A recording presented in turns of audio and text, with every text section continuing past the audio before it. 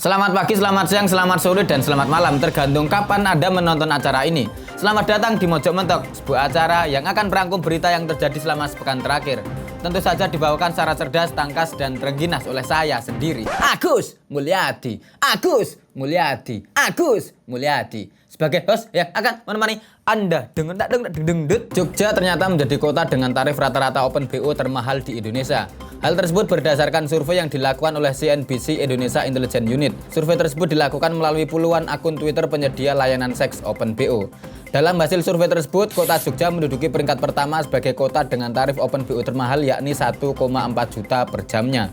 Tarif ini menjadi yang tertinggi mengalahkan Jakarta yakni 1 juta rupiah, sedangkan untuk tarif rata-rata berada di kisaran angka 1,1 juta rupiah. Beberapa kota yang masuk dalam survei yang dilakukan oleh CNBC Indonesia Intelligence Unit antara lain adalah Jogja, Bandung, Jakarta, Surabaya, dan Lampung.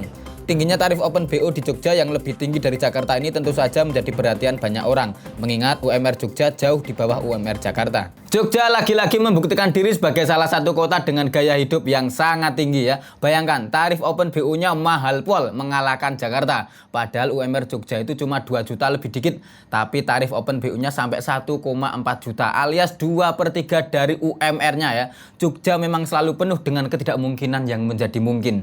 Di Jogja bukan hanya tarif Open BO-nya yang tinggi, tapi juga harga tanah dan biaya kuliah.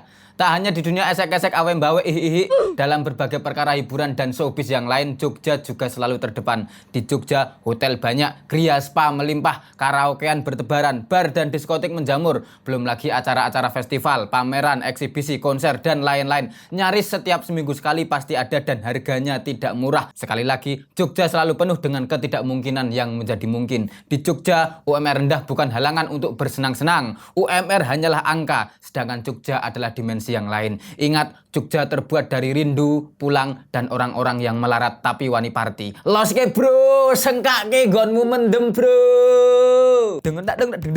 Anies Baswedan dan Muhaimin Iskandar mendeklarasikan diri sebagai bakal calon presiden dan bakal calon wakil presiden pada pemilu 2024 di Hotel Majapahit, Surabaya, Jawa Timur pada Sabtu 2 September 2023 lalu.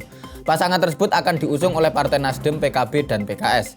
Deklarasi itu menjadi kabar yang cukup menghebohkan, sebab sebelumnya sosok yang digadang-gadang bakal mendampingi Anies Baswedan adalah Ketua Umum Partai Demokrat Agus Harimurti Yudhoyono.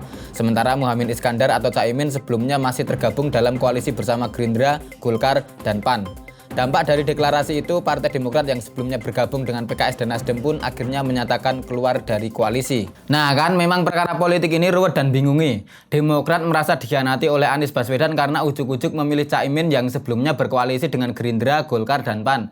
Sementara PKB sendiri sebelumnya juga tak sabar dengan Gerindra. Lalu PKS yang masih tetap berada di koalisi pengusung Anies katanya banyak kadernya yang tidak terlalu sreg sama Caimin. Begitu pula sebaliknya, banyak simpatisan PKB yang tidak cocok sama Anies Baswedan dan PKS. Ini baru perkara di satu koalisi, belum di koalisi yang lain yang kemungkinan juga masih bisa bergejolak karena sampai sekarang belum juga mendeklarasikan pasangan bakal capres dan cawapresnya. Gimana? Bulet kan? Repot kan? Makanya buat para partai besok-besok kalau mau menentukan presidensial threshold itu yang kecil-kecil aja atau malah sekalian dibikin 0%. Biar semua ketum bisa nyalon jadi capres atau cawapres tanpa harus koalisi. Biar partai-partai nggak perlu pelin-pelan sok-sokan bikin koalisi karena merasa punya kesamaan visi dan ideologi. Kayak partai sekarang punya ideologi aja loh.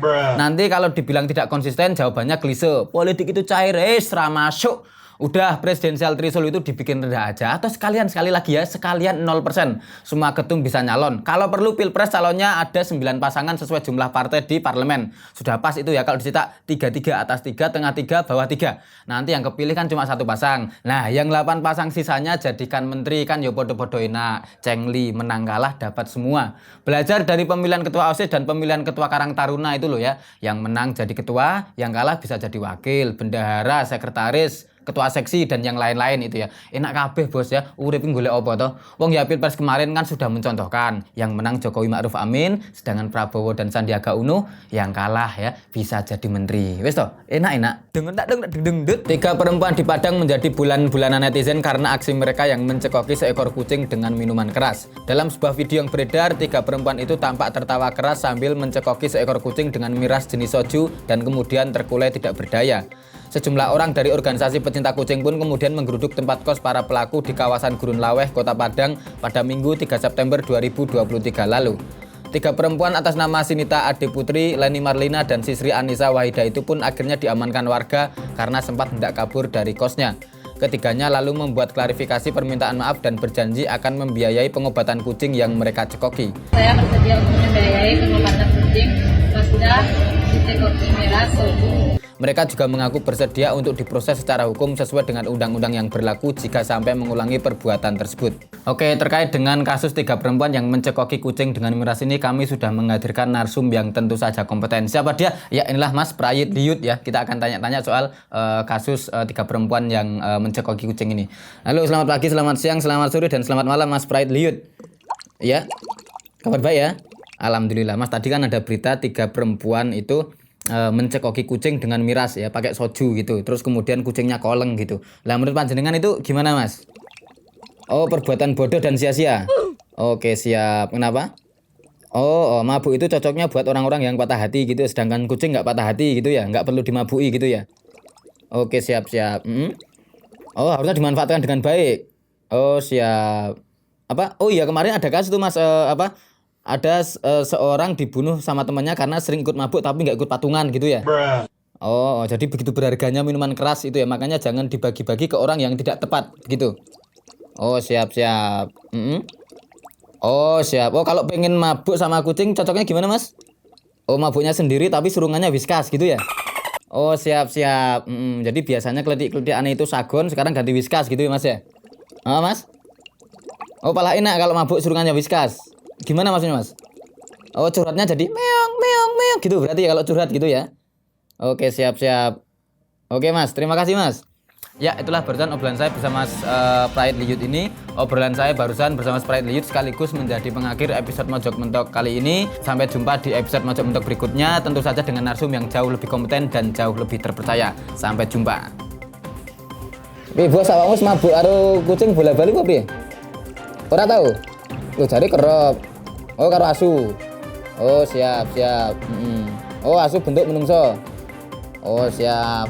Mabuke biasa tapi jigoke sing luar biasa ya. Asu. Anda dengen tak dengdut.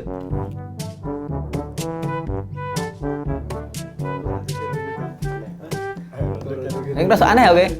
Survei tersebut dilakukan melalui beberapa kota yang masuk dalam survei yang dilakukan oleh CNBC Indonesia Intelligence. Beberapa kota yang masuk dalam survei yang dilakukan oleh CNBC Sekali lagi, Jogja selalu membuktikan.